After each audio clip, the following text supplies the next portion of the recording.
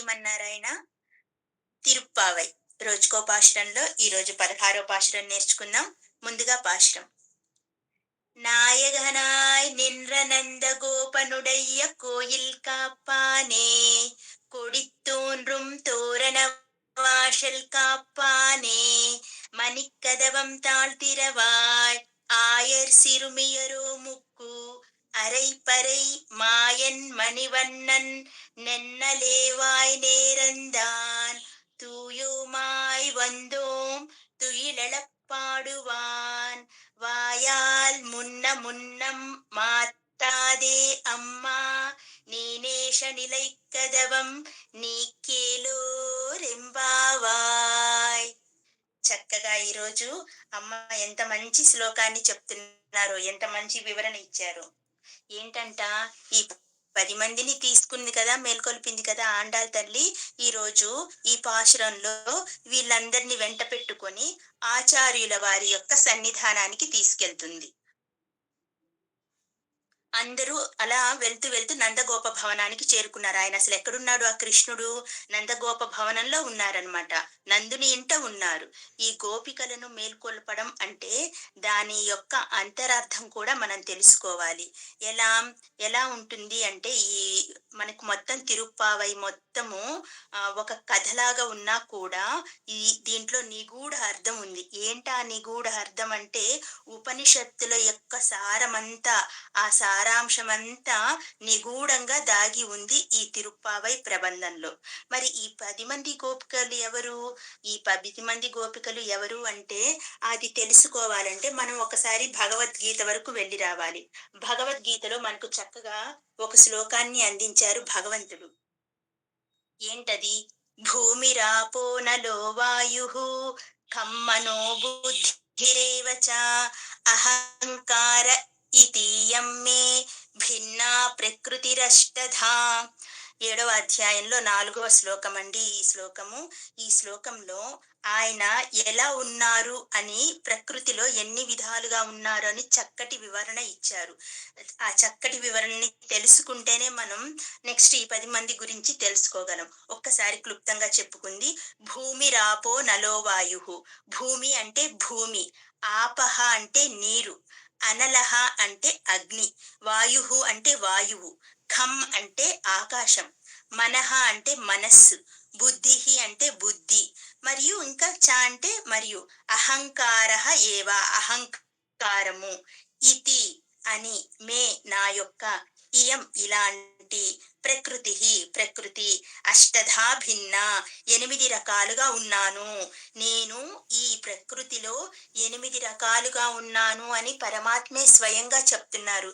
ఎలా అంట, ఓ మహాబాహో చూడు, నేను భూమి, నీరు, అగ్ని, వాయువు, ఆకాశము, మనస్సు, ఇవేమో పంచభూతాలు. ఏంటి? భూమి, నీరు, అగ్ని, వాయువు, ఆకాశం పంచభూతాలు.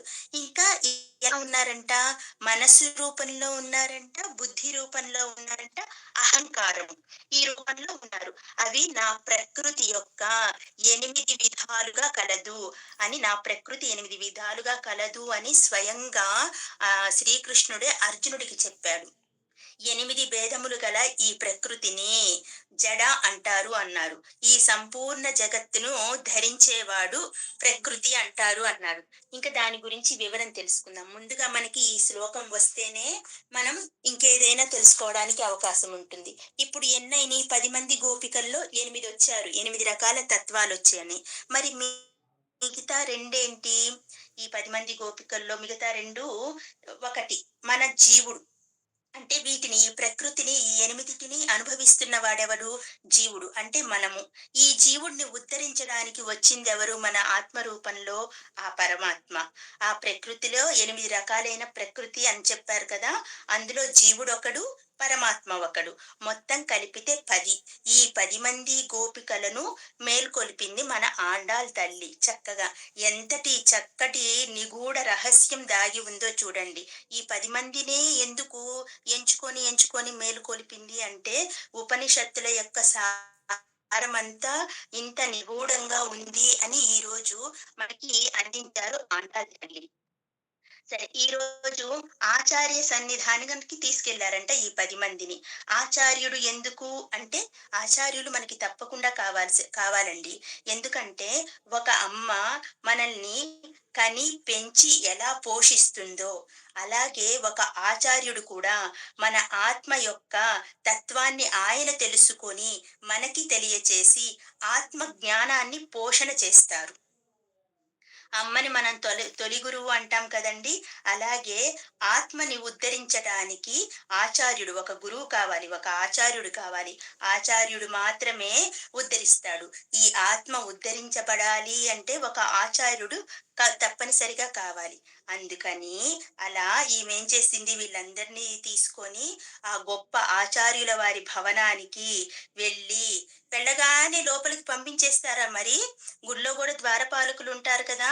శివుడి గుళ్ళేమో విష్ణువు ద్వారపాలకుడుగా ఉంటాడు. విష్ణువు గుడిలో ఏమో శివుడు ద్వారపాలకుడుగా ఉంటారు కదా! మరి వెళ్ళగానే పంపియడానికి ఎవరు రెడీగా ఉంటారు? అక్కడ ఇద్దరు ద్వారపాలకులున్నారంట. ఆ ద్వారపాలకులకు కూడా ఉపమానం ఉంది. అవన్నీ మనం నిదానంగా చెప్పుకుందాం. ముందుగా ఒకసారి మనం ఈ పాశురంలోని ప్రతి పదానికి అర్థం తెలుసుకుందాం. నాయగనాయ్ నిండ్రా అంటే స్వామి అయ్యున్న నందగోపడు అంటే స్వామి అయి ఉన్న నందగోపనుడయ్యా నందగోపాలుని యొక్క కోయిల్ ఇంటిని అంటే వీళ్ళు వెళ్ళింది వాళ్ళ ఇంటికే కానీ దాన్ని కోవెలుగా భావిస్తున్నారు. ఎందుకు? శ్రీకృష్ణుడు అందులోనే ఉంటున్నాడు గాబట్టి, అది కోవెల్లా కనిపిస్తుంది వీళ్ళకి. కోయిల్ ఇంటిని కాపానే రక్షించువాడా, కొడి ధ్వజములచే తోండ్రుం ప్రకాశించు, తోరణం తోరణములతో అలంకరింపబడిన వాషల్ ద్వారమును కాపానే కాచువాడా, మణిక్కదవం అందమైన తలుపుల తాళ్ తాళమును తిరవాయ్ తెరువుము. ఆయర్ ఆయర్ సిరుమియరో ముక్కు చిన్న గోపికలమైన మాకు. వాళ్ళెలా ఉన్నారంట? చిన్న గోపికలు. మేము చిన్న పిల్లలమయ్యా వచ్చాము అని చెప్తున్నారు. మాయన్ ఆశ్చర్యకరములైన లీలలను చేసేవాడు.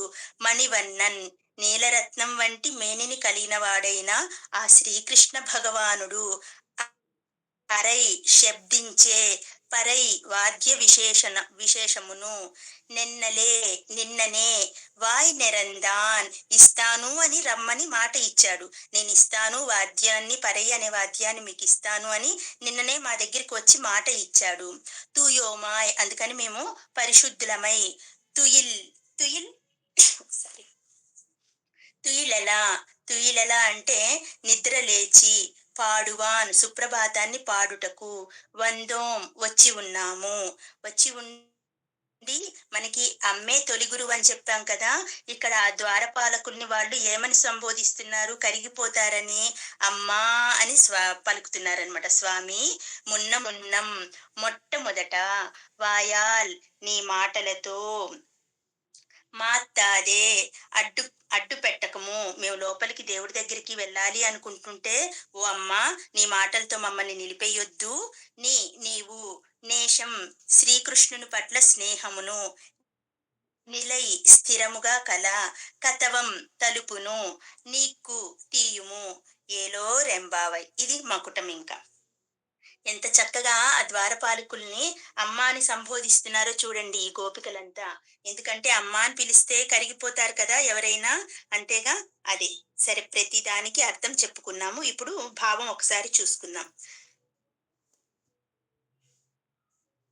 నాయగనాయ్ నిండ్ర నందగోపనుడయ్యా అంటే నందగోపాలుణ్ణి పాలించే రాజు ఎవరు? ఆ నందగోపాడు అన్నమాట. ముందుగా అక్కడికి చేరారు. అక్కడికి చేరి ఏం చేస్తున్నారు? ఆ ఆనంద భవనం ఎలా ఉందంట? 5 ప్రాకారాలుగా ఉందంట. ఒక్కొక్క ప్రాకారాన్ని దాటుతూ వీళ్ళు పరమాత్మ దగ్గరికి చేరాలి. అలా లోపలున్న పరమాత్మని చేరాలంటే ముందు ఆ భవనానికి ముందు ఉన్న ద్వారపాలకుల్ని ప్రార్థిస్తూ వాళ్ళకి నాయకుడనైనటువంటి నందగోపనుడయ్యా అని అడుగుతున్నారు. కోయిల్ కాపానే అంటే కోయిల అంటే ఆలయం. ఇక్కడేంటి నందగోపుని ఇల్లే ఆలయం అన్నమాట. ఇక్కడ వారు ఉండే భవనం. ఆ భవనం లోపలికి వెళ్ళడానికి అనుమతిని అడుగుతున్నారు వీళ్ళందరూ. కొడి తోండ్రుం తోరణ్ వాసల కాప్పానే. కొడి అంటే ధ్వజం అన్నమాట. అక్కడ అక్కడ ఏంటంట ఆ ద్వారం దగ్గర ఇద్దరు చక్కగా కావిలి కాస్తూ ఉన్నారంట లోపలికి ఎవరిని వెళ్ళనీయకుండా. ఆ కాపలా ఉన్న వారిని అమ్మా అని పిలుస్తూ మణిమయంగా భాసిల్లుతున్న ఆ ద్వారం దగ్గర మీరు నిలబడి ఉన్నారు. మమ్మల్ని కొంచెం లోపలికి వెళ్ళనిస్తారా అని అడుగుతున్నారంట. ఎందుకు వెళ్ళాలి అని వీళ్ళు ప్రశ్న వేస్తున్నారంట. సరే మీరు ఎందుకు వెళ్ళాలి ఆ భవనంలోకి అని వీళ్ళు ప్రశ్న వేస్తున్నారు. మేము లోపలికి వెళ్ళడానికి ఏం చేయమంటున్నారు? మణిక్కదవం తాళ్తిరవాయ్, మనులతో పొదగబడి ఉన్న ఆ అడ్డగడిని తీసి మమ్మల్ని లోపలికి పంపించు. మమ్మల్ని లోపలికి వెళ్ళడానికి అనుగ్రహం చూపించమ్మా అని అడుగుతున్నారు అని వాళ్ళంటున్నారు. వీళ్ళేమంటున్నారు? ఎవరిని అంటే వాళ్ళని లోపలికి మేము పంపము. ఇంతకు మీరు ఎవరు అని అక్కడ ఉన్నవాళ్ళు అడుగుతున్నారు. దానికి వీళ్ళు సమాధానం ఏం చెప్తున్నారు? ఆయర్ సిరు మీరో ముక్కు. మేమందరం ఈ గోకులంలో ఉండే గోపబాలికలం. చిన్న చిన్న గోపబాలికలం. అన్యం పుణ్యం ఎరగని వాళ్ళము. కాబట్టి మమ్మల్ని దయచేసి అనుగ్రహించండి. మేము అభం శుభం తెలియని వాళ్ళమే. చిన్న పిల్లలము, చిన్న గోపబాలికలము. మమ్మల్ని లోపలికి వెళ్ళడానికి దయచేసి అనుగ్రహాన్ని చూపించండి అని అడుగుతున్నాడు. ఎందుకు ఎందుకు పంపించాలి మిమ్మల్ని అంటే, అరై పరై మాయన్ మణివన్నన్ నెన్నలే వాయినేరాందాన్. ఆ మాయావి అయిన కృష్ణుడు, ఆ నీలి మేఘాయ కలిగిన శ్రీకృష్ణుడు మాకు నిన్ననే మాటిచ్చాడు. ఏమని మాటిచ్చాడంట? అరై పరై, పరై అనే వాయిద్యాన్ని మీకిస్తాను అని మాటిచ్చారంట. కాబట్టి మేము ఆయన నిన్ననే మాకు మాటిచ్చాడు కాబట్టి మేము అందుకొచ్చాము. ఆయన్ని నిద్ర మేల్కొల్పడానికి, సుప్రభాతం పాడడానికి, ఆయన నామాలు పాడడానికి మేము వచ్చాము అని వీళ్ళు సమాధానం చెప్తున్నారంట. తుయోమాయ్ వందోం తుయలల పాడువాన్.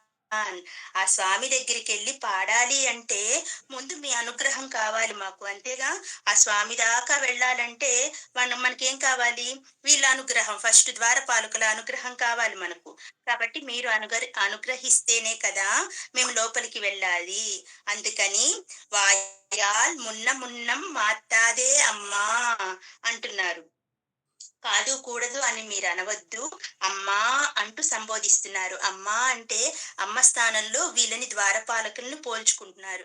ఎందుకంటే అమ్మా అని పిలిచి ఎవరైనా ఏదైనా అడిగితే బిడ్డల్ని కాదు అనరు కాబట్టి ఇక్కడ అమ్మ అనే సంబోధన ద్వారపాలకుల్ని పిలవటం విశేషం అన్నట్లు.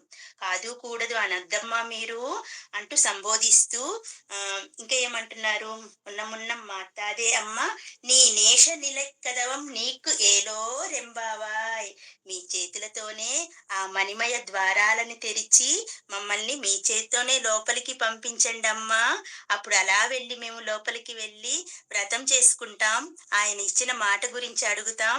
స్వామి వారి నామాన్ని కీర్తించుకుంటాం. ఇది కదా వ్రతం అంటే అని అడుగుతున్నారు చక్కగా గోపబాలికలందరూ. మనం కూడా మరి అలాగే అడిగేద్దామా స్వామి వారి దగ్గరికి వెళ్ళి పొద్దున్నే? జై శ్రీమన్నారాయణ.